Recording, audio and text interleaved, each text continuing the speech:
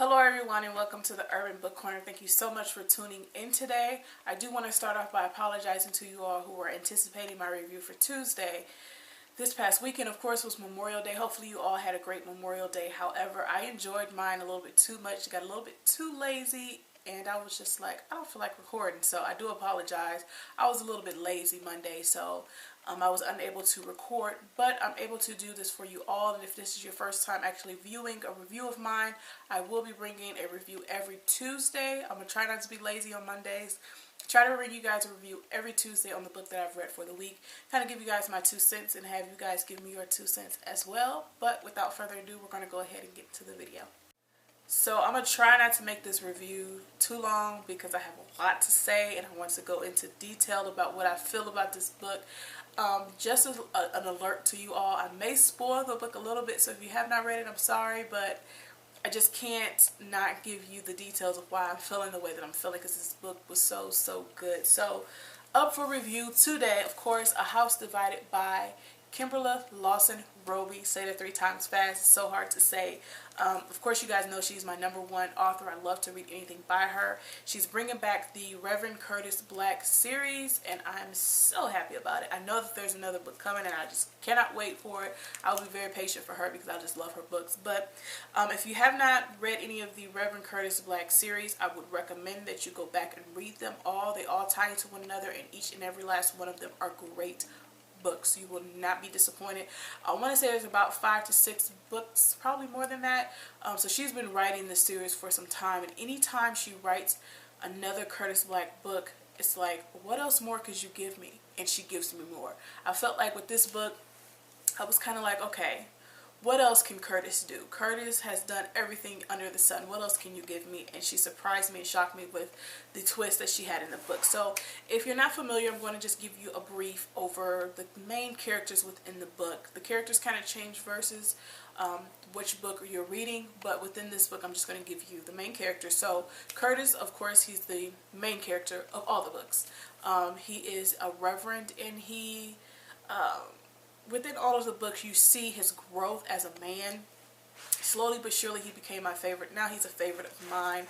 But he was one of those individuals at a young age who was very selfish, who was about money, who was just self-centered. And he made a lot of mistakes, like a lot of mistakes.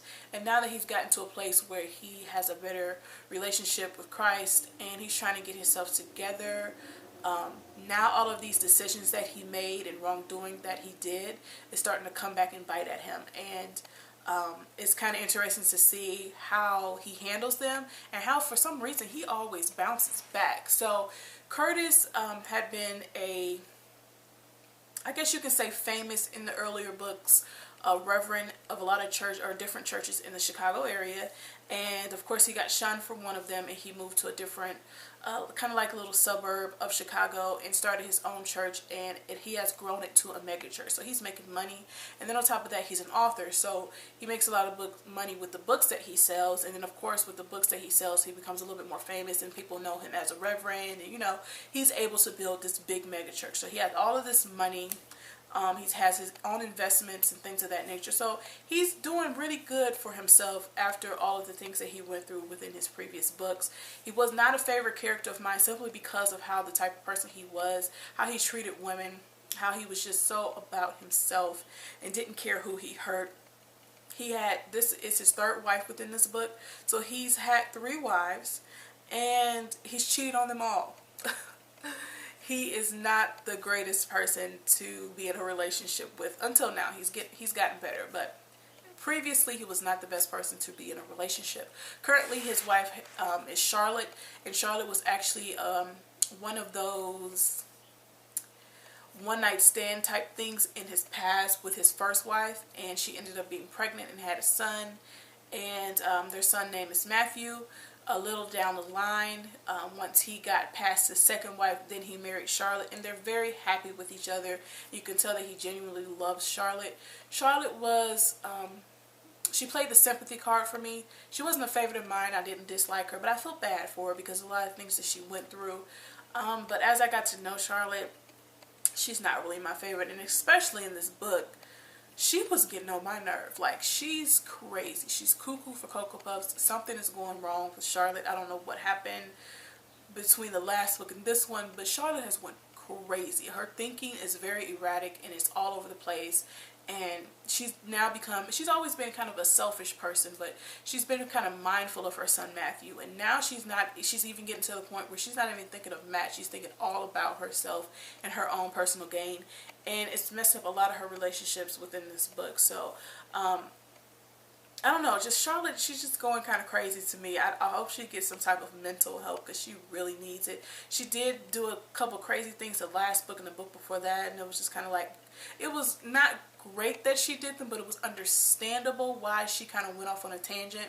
But this particular book, she just lost her mind, and I hope the next one she gets some type of help or something because, whew, this girl is crazy. So, of course, like I stated, her son is Matthew. He's 18 years old, off to college, and finds out that his 18-year-old girlfriend is pregnant. And they're not really happy about that because, like I stated, they're a very well-known family, and it's not really good to be, to have a child and not being married. So he was kind of sad about the situation, but she had the baby, and he did go off to college and try to get his degree so that he can prepare himself for his family. He actually is in love with his girlfriend. Her name is Raquel, and they're planning on getting married and all of that. They have the sweetest little baby ever. Raquel is not a favorite of Charlotte's, and there's no concrete reason why Charlotte does not like Raquel. She feels like anybody outside of their circle is all about getting their money, and in certain situations they've had that type of issue where people are just out to get their money, and that's understandable. But when your son is dating someone, it's kind of like, just give her a chance. She didn't even give her a chance from the beginning. So Raquel is not really liked by Charlotte, and Raquel's parents are Neil and Vanessa. And Vanessa and Charlotte, they don't get along as well. Charlotte is just out for everybody. She's out for blood. I don't understand why. But Vanessa is Raquel's mother. And I don't know why Charlotte feels like they're out for her money, because they are actually doing well themselves. Raquel's father is a surgeon, and he's a top surgeon at a hospital. And then her mother has her own business. So I don't understand why she felt that way. But she feels like if you're not making that mega money, then you want my mega money. So Charlotte is just...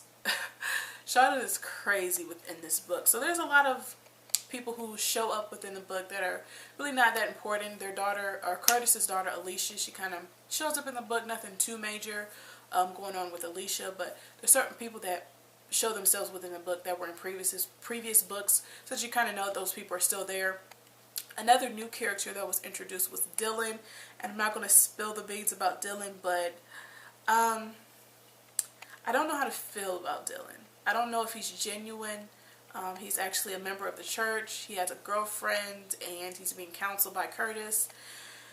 I don't know how to feel about Dylan. There's something about him. I kind of feel sorry for him as far as his story is concerned. Him losing his mother to suicide and things of that nature, but it's just something about him that doesn't rub me the right way. And Charlotte has the same feeling about him. It's just something that doesn't rub her the right way. I could be wrong because there's not too much information about him. There's a little information, but not enough to say who he is as a person.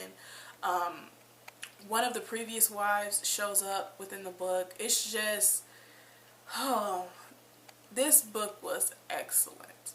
I can't say how much I want for you guys to read this book. I don't kind of want you to read it if you haven't read any of her other books, but if you have, please pick up A House Divided. It is so good. I was kept from beginning to end. I did not get bored. The storyline was great. The flow was great. Everything that I expect from her was in this book. I mean, there's no reason to go through what I look for within a book. She has everything that I look for with any book that she ever writes. So, of course, this book is getting a 5. What else would I give the book? It was an excellent book. Out of all the books that I have read thus far, besides The Man in 3B by Carl Weber, this book was the best one that I've read so far this year. Best one, hands down, so far this year. So I definitely give this book a 5. I definitely recommend this book to you guys. So if you have not read it, please, please, please read it. If you have, give me your 2 cents, please. I want to know what you guys are feeling about this book. A lot of you do love Kimberla just like I do, so Always eager to hear what other people who love the authors that I love, I'm eager to hear what you guys have to say. So that is the review for that particular book. However, very excited about next week's review. The Prada Plan 2 came in earlier this week. I've already started reading it. I already did a review on the Prada Plan 1, and that's on my other channel, so you can definitely go to my other channel if you want to see the review for that one. But the Prada Plan 2, and this is Leah's story, written by Ashley Antoinette, and the Prada Plan 1 left me hanging, and I'm so glad that I have 2 now, so that I can go ahead and read 2. I think there's 2 more books after this. And I'm excited to start reading this. So if you guys want to read along, I'm reading the Prada Plan 2, Leah's story. And I'll put any links if you want to purchase the book. I'm a library girl. I like to go to the library. But I'll put any links that I can find below so that you guys can read along with me. So yeah, that is the review for today. Thank you so much for tuning in. Like I stated, I will be reviewing this particular book on Tuesday. So make sure that you're here. I will make sure that I'm here. Don't fret, I will have the video up on Tuesday, God bless. If I'm still here, I will definitely have that book review up for you all. If you have not liked this video, definitely like the video. If you have not subscribed, please subscribe. And also share this video. I'm trying to get the numbers up within this channel. Not a lot of people from my other channel came over, but a lot of you guys viewed it on that channel. So I don't know what's going on. But yeah, if you want the numbers to get up, help a sister out, share the video, like the video, comment. And yeah, I will see you guys with the next review next Tuesday. Until next time, guys. Bye.